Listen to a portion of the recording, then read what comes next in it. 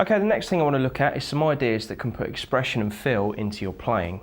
One thing I want to work on is vibrato. I'm just going to pick one note on the G string, namely the 12th fret, and I'm just going to show you like some different types of vibrato that you can use. So here's one where it's kind of like you slide into the note, and then towards the end of the note you're just going to allow for a little bit of vibrato just to kind of keep the note going. So let's see how that sounds.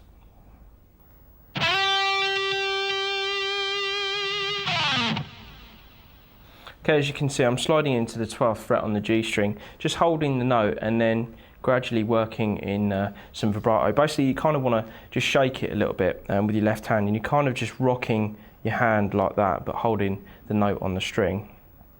And also your thumbs at the top of the guitar as well, kind of keeping your hand fairly stable. So your hand sort of looks like that. But the thing is, my thumb's moving, but if you can imagine a guitar neck there, it wouldn't be moving at all. It'd just be sort of all this part of my hand moving with the thumb on the back of the neck. So your thumb's just kind of supporting it. So, you know, that's kind of, you know, a nice slow vibrato. You can also add like a fairly quick vibrato in there as well, which can sound like this.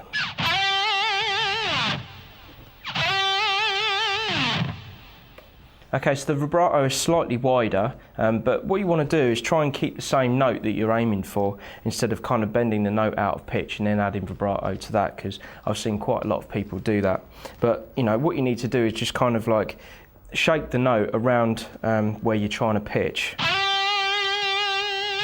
But as long as you let the note kind of go back to its original tension, you know, on the string, then you're gonna end up with the same pitch that you started out with. You're just adding a bit more kind of musicality to it.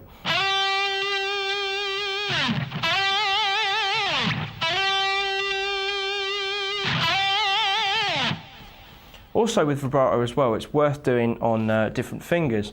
So you might want to kind of try and use your second finger to slide into that note instead of your first finger. And then a bit quicker vibrato. And then again, you can use your third finger as well with some slow vibrato. And then a bit quicker. Now, your third finger is probably, you know, maybe the strongest out of those three fingers. It certainly is on my left hand. And you tend to find that if you land on a note using the third finger, you can probably get a lot more kind of aggressiveness out of the vibrato. So let me try that. Again, you're still kind of bending the string quite far away from the note, but as long as you let it back down to the note, you know, each time you're bending it, then you should be fine with the pitch aspect of it.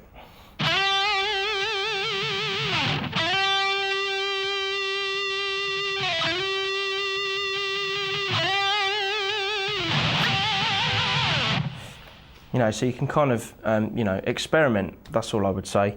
You know, try and do it kind of, you know, nicely as if you were playing like a ballad or something, and then kind of, you know, ramp up the aggression as you get a bit more confident with it. You know, it's definitely something to work on. It's definitely easier doing it to notes where you're not bending the string, you know, so like you're bending up to another note, which is going to be the next thing that we're going to look at. I'm going to bend up the 15th fret on the B string a whole step, up to the pitch of 17 basically, and then I'm going to apply the same sorts of principles to that. So you're going to bend that note and then add a little bit of vibrato, and then, you know, there's varying degrees of vibrato depending on the sort of expression that you're going for. So you know, let me just bend up the 15th note on the B string, and then I'll demonstrate with a few different ideas for vibrato.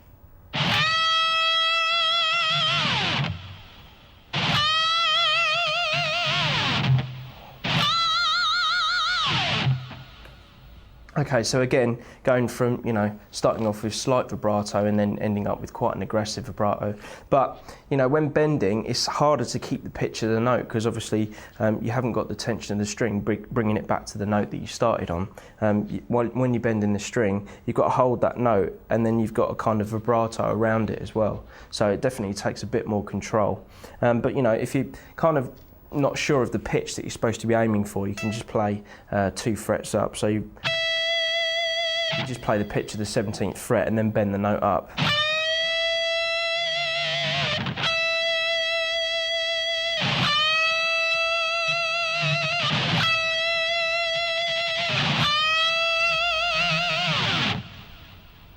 Okay, another cool thing you can do on bends as well is if you bend up the note and you find that the G string has slipped under your third finger as well, then you can shake a bit more aggressiveness out of the note, because then when the G string comes in, it adds a bit more graveliness to it.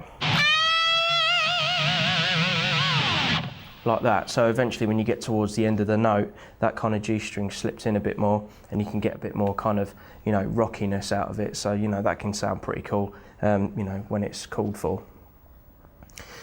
Okay, something else that you can do as well is you can basically bar your third finger, or whichever finger you're using, but for the case of this example, I'm going to be using my third finger, on the 14th fret on the G string and the 14th fret on the B string, and just bar across those two strings and then play them simultaneously, and then use vibrato as well, so that can sound pretty cool. You know, after you've picked it and you know, you let the notes ring a little bit, they kind of bleed into each other, so that can sound quite cool as well.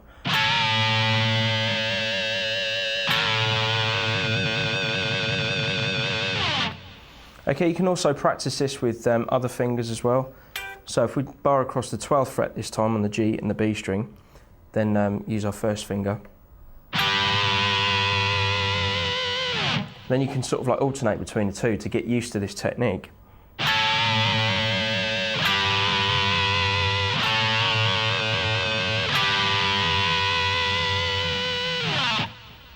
A good example of that actually would be to check out a Guns N' Roses song called You Could Be Mine, and basically the kind of lead line in the beginning of that song revolves around that sort of technique, and that lick kind of goes like this.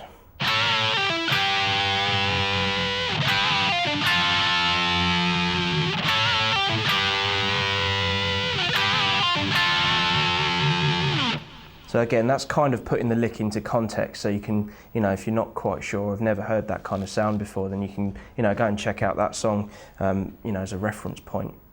Then you can, you know, definitely hear what I mean. But, you know, it's not a complicated technique, it's just something that sounds really cool. And, you know, if you're kind of going for aggressive, but you don't really want to kind of shred, you know, these are the sorts of things that you can do. Okay, another variation of that, I'm going to be on the 14th fret on the G string this time, is that I'm going to bend up the G string on the 14th fret whole step. So we're actually going to be playing the pitch of 16 on the G. And with my little finger, I'm going to play 15 on the B string and just kind of hold that note while I'm bending up the 14th fret on the G. And you can start out by playing those two notes together. Then what you can do is you can gradually bend up your third finger, and the kind of notes, you know, sort of separate, but it creates a different sound.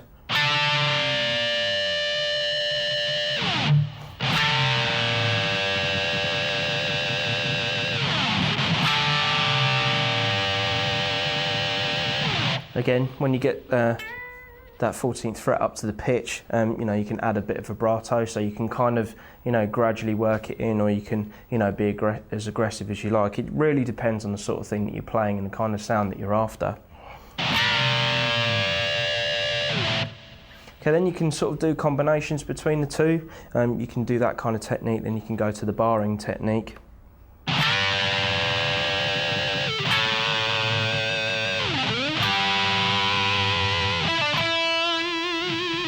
Then you can go to single notes, and then you can add in vibrato as well. You know, it's a good way of kind of building solo ideas that you can use.